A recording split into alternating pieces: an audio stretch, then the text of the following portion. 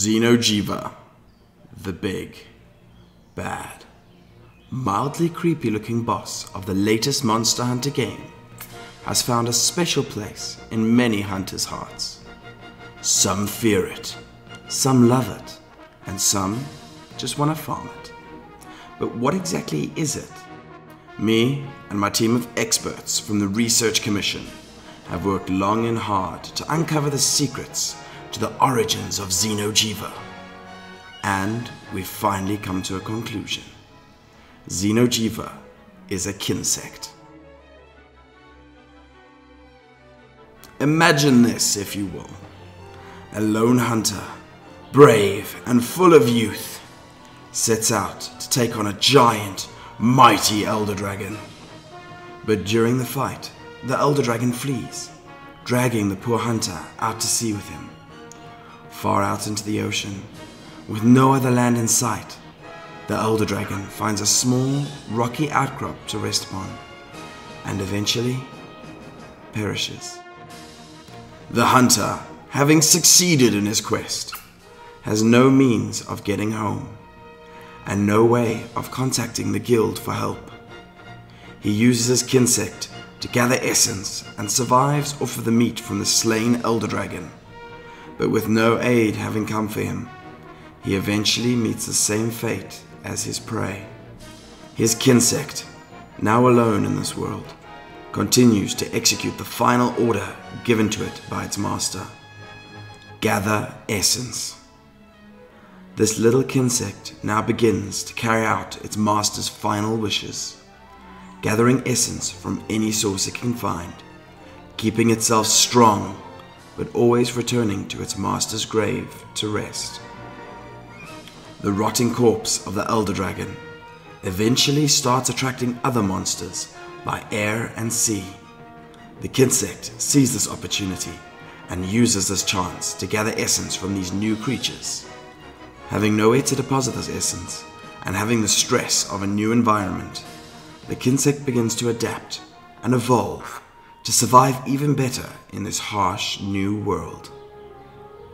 Eventually, the kinsect realizes it can attract more and even larger monsters using pheromones, which, once specialized, begins to draw in even more elder dragons, creatures that can change the very land they walk upon. Over hundreds of years of migrations and many evolutions later, a large, island-like landmass has formed from the visits and eventual deaths of many monsters and elder dragons alike. A few years later, the Research Commission begins to take notice of this strange behavior in elder dragons and decides to investigate. And so, the first fleet was formed. Even more years later, having still not discovered the secrets of the new world, and more fleets having been sent, the fifth fleet arrives on the shores of the new world, following Zora Magdaros. Many discoveries later, and even more monsters captured and slain, a Wyverian from the first fleet called the Seeker discovers the point where all the energy from the new world flows to, the final resting place of the hunter from hundreds of years before, the home of his faithful kinsect, the nest of Xeno'Jiva. And finally, our proof that Xeno'Jiva is the kinsect we say.